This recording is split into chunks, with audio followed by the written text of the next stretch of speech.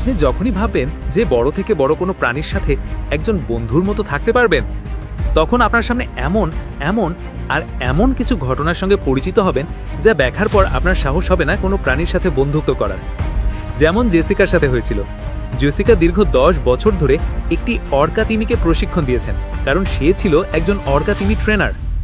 দীর্ঘদিন তাদের প্রশিক্ষণ গেম শো করার মধ্যে দিয়ে তাদের ভিতর গড়ে উঠেছিল ভালোবাসা ও বন্ধুত্বের সম্পর্ক, কিন্তু সে কখনো ভাবতে পারেনি অর্কা তিমিটি তার জীবন কেড়ে নেবে।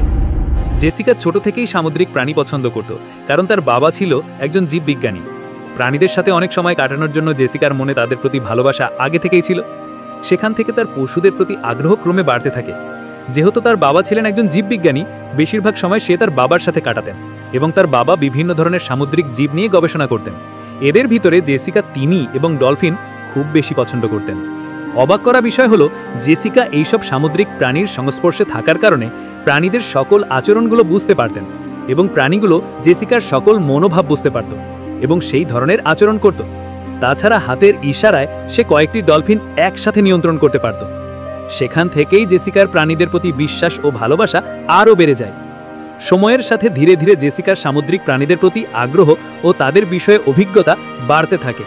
তাছাড়া সে খুব দ্রুত বড় সামুদ্রিক প্রাণীগুলোর সাথে বন্ধুত্ব করতে পারত। তারপর সে অর্কাস ওশান হেভেন মেরিন পার্কে একজন বড় সামুদ্রিক প্রাণীর ট্রেনার হিসেবে যোগদান করেন এবং প্রথমবার অর্কার শো দেখার পর তার ভিতরে অর্কা তিমি ও ডলফিনকে প্রশিক্ষণ ও তাদের সাথে গেম শো করার আগ্রহ প্রকাশ করেন। জেসিকা 19 বছর বয়সে একজন অর্কা ট্রেনার হিসেবে যোগদান করেন। তার পাশাপাশি সে জীববিজ্ঞান বিষয়ে একটি ডিগ্রিও অর্জন করেন। তারপর জেসিকা ওশান হেভেন নামের একটি শোতে কাজ শুরু করেন। সেখানে তিনি অর্কা তিমি ও ডলফিনের গেম শো করতেন। 21 বছর বয়সে জেসিকা ট্রেনার হিসেবে সাফল্য অর্জন করেন এবং সবথেকে জনপ্রিয় অর্কা ট্রেনার হিসেবে জনপ্রিয়তা লাভ করেন, যেখানে একটি অর্কা তিমির দৈর্ঘ্য প্রায় 22 ফুট ও ওজন প্রায় 5400 কিলোগ্রামেরও বেশি। এ ধরনের বিশাল আকারের অর্কা তিমি ও ডলফিনের শো দেখতে 500 থেকে 1000 মানুষের ভিড় হতো। এভাবেই জেসিকা অনেক বছর কাটিয়ে দেয় এইসব বড় বড় সামুদ্রিক প্রাণীদের সাথে।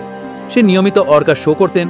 হঠাৎ একদিন শো চলাকালীন সময় সে অনুভব করে যে অর্কা তিমিটি অস্বাভাবিক আচরণ করছে, কিন্তু শো নষ্ট হয়ে যেতে পারে এটা মনে করে শো চালিয়ে যান জেসিকা, কারণ সে মনে করেন এই পরিস্থিতি সামলাতে হয়তো সে পারবেন, কারণ তার কাছে ছিল দীর্ঘ কয়েক বছরের অভিজ্ঞতা।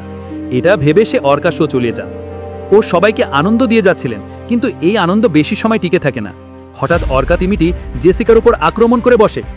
গ্যালারিতে থাকা মানুষ তখনও বুঝে উঠতে পারেনি যে তিমিটি জেসিকাকে আক্রমণ করেছে। তারা এটি গেম শোয়ের একটি অংশ মনে করেন। তিমিটি যখন জেসিকাকে অর্ধেক গিলে ফেলে তখন আর কোনো কিছুই করে ওঠা সম্ভব হয়নি। নিরাপত্তা কর্মীরা অনেক চেষ্টা করেছিলেন তাকে বাঁচানোর জন্য, কিন্তু জেসিকা খুব ভয়াবহভাবে আহত হন। ক্ষতস্থান এতটাই বিশাল ছিল যে জেসিকা বেশি সময় আর টিকে থাকতে পারেননি। হাসপাতালে নিয়ে যাওয়ার আগেই চির বিদায় নিয়ে চলে যান জেসিকা। প্রাণীদের প্রতি ভালোবাসা ও তাদের সাথে বন্ধুত্বর বিনিময়ে জেসিকা হারিয়ে ফেললেন তার জীবন। এখন আপনি বলুন, কোন প্রাণীর সাথে বন্ধুত্ব করতে চাইবেন? কমেন্ট করে জানাবেন।